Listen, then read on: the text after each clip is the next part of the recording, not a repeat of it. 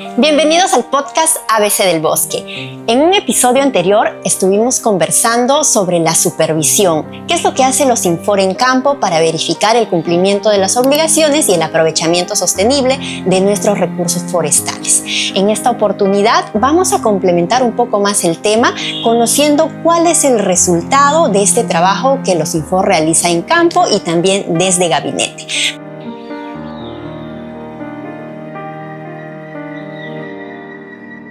Para eso nos acompaña Paula Guerra Pinedo. Ella es especialista forestal del OSINFOR. Paula, bienvenida. Hola, Cristel, ¿cómo estás? Gracias. Paula, justamente estábamos hablando de la supervisión forestal, del trabajo que realiza el OSINFOR en campo, de este esfuerzo que implica del Estado de llegar a todos los lugares, a cada rincón de nuestro país para supervisar. Entonces queremos saber qué nace. ¿Cuál es el resultado de este trabajo? Hay un producto, ¿cierto? Así es. El producto de la supervisión es el informe, ¿no? Este informe recoge todos los hallazgos que ha encontrado el supervisor en campo o de la evaluación que también se hizo en gabinete con la información que ha enviado la autoridad regional o con los documentos que también ha presentado el titular, como denuncias, informe de ejecución, libro de operaciones, todos los requerimientos de información que se le ha pedido a los Infor para que valore cómo es que el titular ha venido cumpliendo con sus obligaciones. Es decir, ustedes como supervisores hacen un análisis de toda la información que se recopila en campo, pero además de la información que envía la autoridad regional, los mismos titulares, y hacen una evaluación, ¿no? Coméntanos, ¿qué es lo que toman en cuenta para llegar a un resultado? Bien, como parte del análisis evaluamos el cumplimiento de obligaciones del titular. No, hay dos fases. Uno, que se evalúa también cómo es que la autoridad regional ha aprobado los planes de manejo o ha otorgado los derechos, como son las concesiones o los permisos. Pero del otro lado está cómo ha sido la participación del titular, ¿no?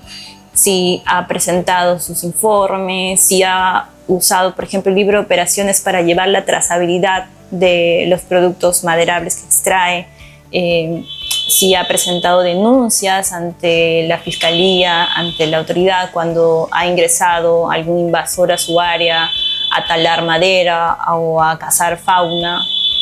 Entonces, este accionar de titular documentado, claro está, se evalúa. Producto de esta evaluación se determina si es que ha incumplido o no con sus obligaciones y se determina si es que amerita recomendar el inicio de un procedimiento sancionador. Aquí también hay algo muy importante, Paula, que es bueno que nuestros titulares lo tengan en cuenta. Una de esas obligaciones es que ellos tienen que ser custodios forestales. ¿En qué consiste esta palabra, custodios forestales? Bien, como el Estado le da a este titular, ya sean empresas o personas o también comunidades, de que salvaguarde, de que proteja el área que se le está dando para que aproveche los recursos, ya sea madera, no maderables. Entonces, ¿qué tiene que hacer el titular primero para prevenir, ¿no? Para prevenir que no ingresen invasores, que no ingresen extraños dentro de su concesión o su permiso? Entonces, puede demarcar su área colocando letreros de prohibición de caza, de prohibición de ingreso de personas ajenas, realizando patrullajes también, ¿no? Monitoreando también de manera satelital. Hay concesiones y comunidades, por ejemplo, comunidades yo he visto durante las supervisiones que están aliados con otras organizaciones indígenas y que recurrentemente les están enviando reportes de cómo está la cobertura, el bosque de su comunidad, ¿no? Advirtiéndoles cuando hay algún incidente sobre deforestación. Entonces, estas comunidades, al conocer de dónde están estos puntos de deforestación, van y realizan patrullajes para identificar si son personas ajenas que están desarrollando, que están abriendo chacras, por ejemplo. Entonces, ¿qué más tiene que hacer? Esta es la parte preventiva. Pero si encuentra ya alguna afectación dentro de su permiso, de su concesión, tiene que denunciarlo. También esto le permite a él evidenciar que está cumpliendo con su obligación de custodio y que también está desarrollando acciones para prevenir que esta afectación continúe o que se incremente. Y además, que es algo muy importante para nuestros titulares, con ello también se salvaguarda de la responsabilidad que puede acarrear la afectación al bosque. Así es, ya seguramente si es que se determina la responsabilidad administrativa, se va a ver ahí cuál es el nivel, ¿no?, de implicancia ahí.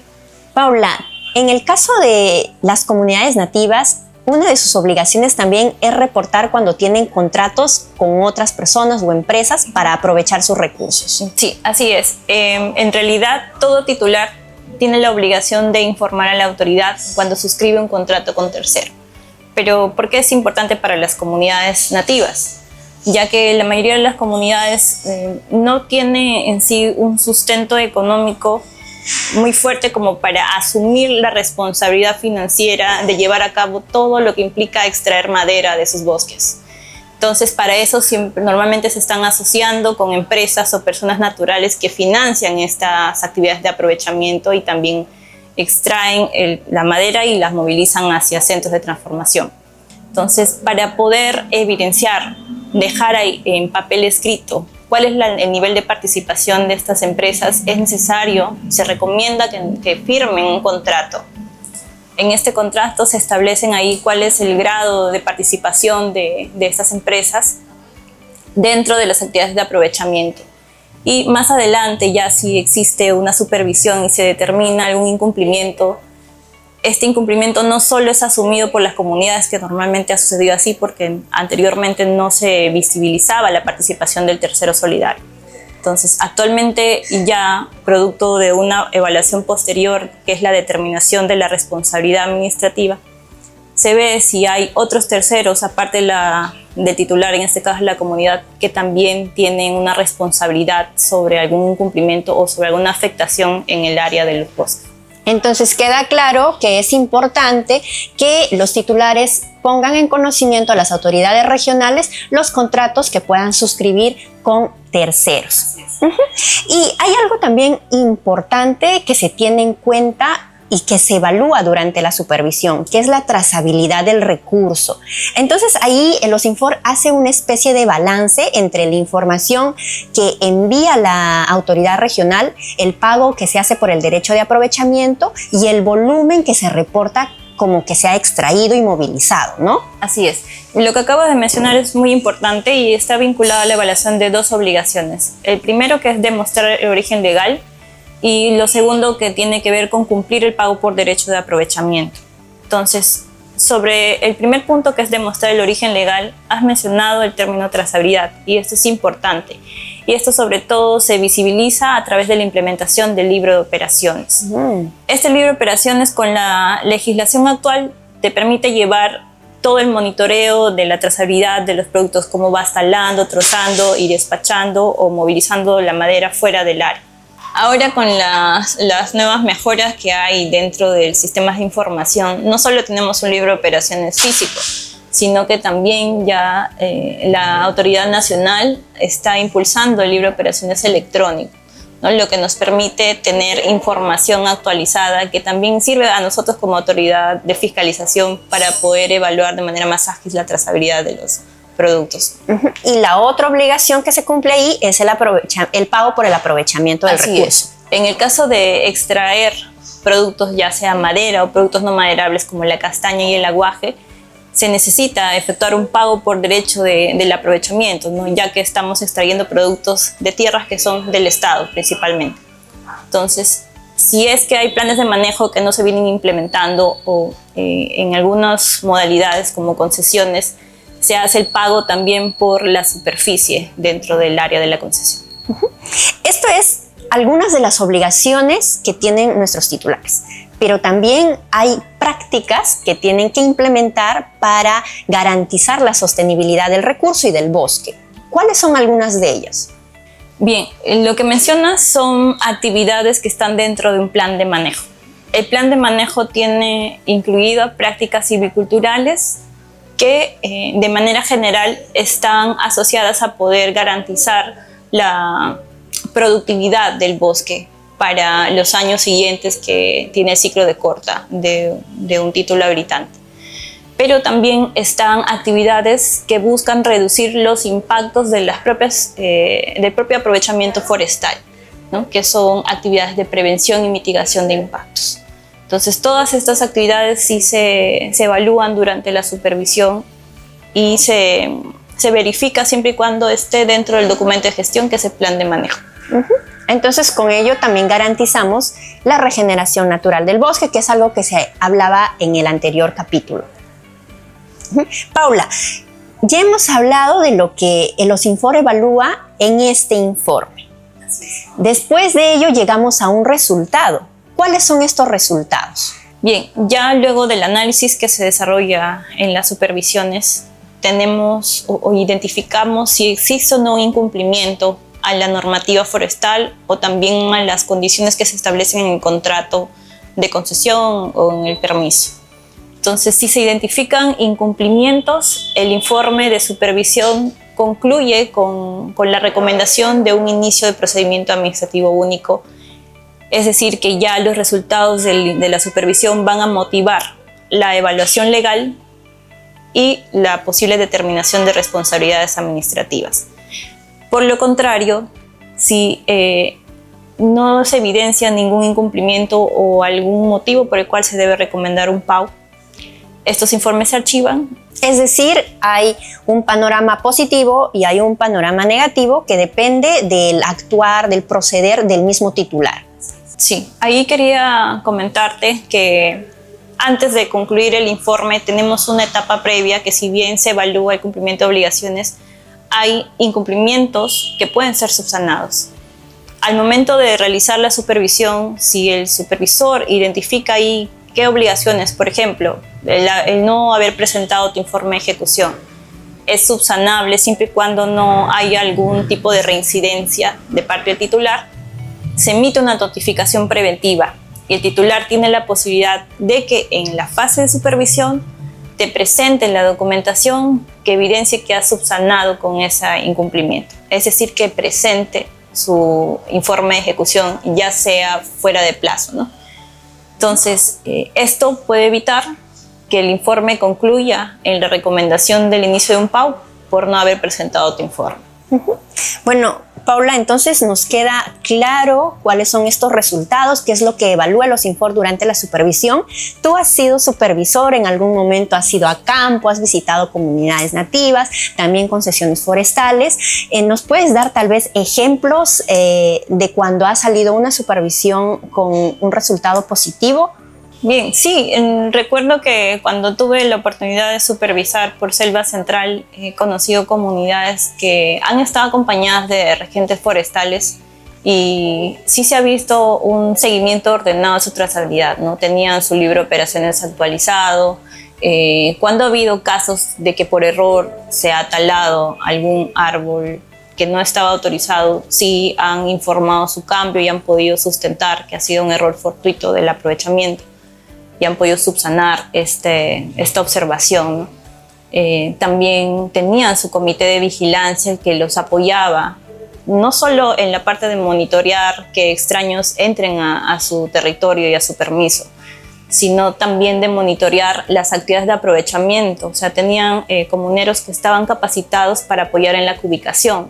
Esto que les permite a las comunidades que no solo puedan tener conocimiento de la información que le da el maderero, por decirte, he sacado 10, 15 árboles, ¿no?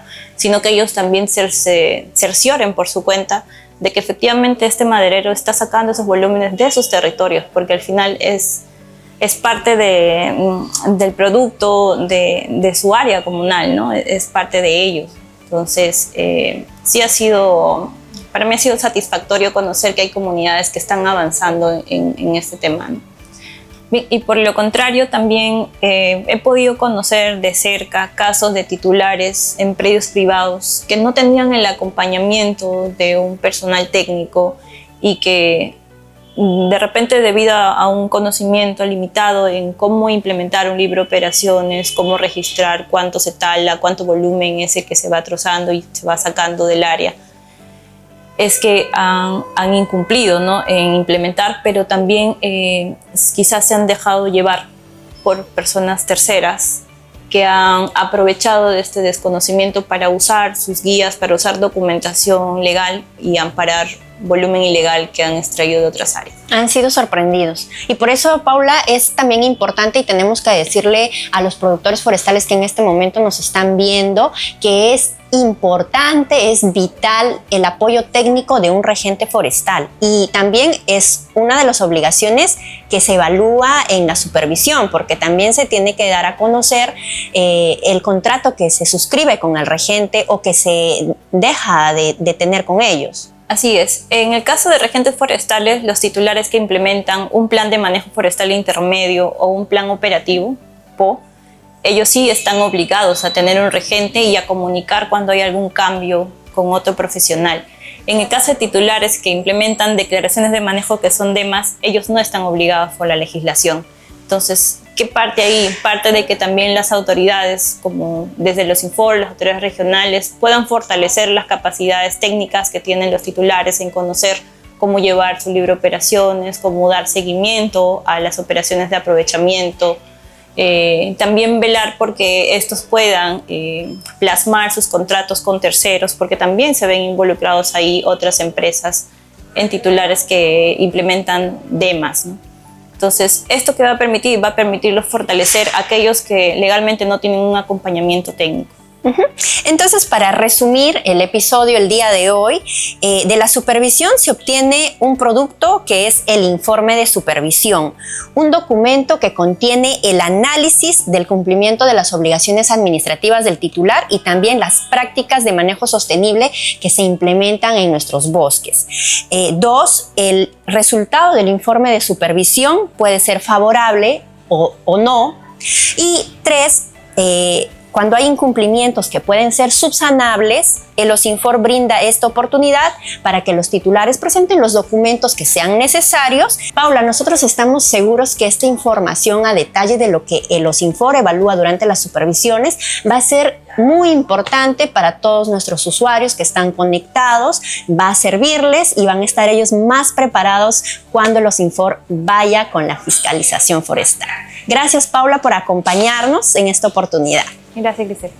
Agradecemos a todos y los invitamos a seguir atentos a un nuevo episodio del ABC del Bosque.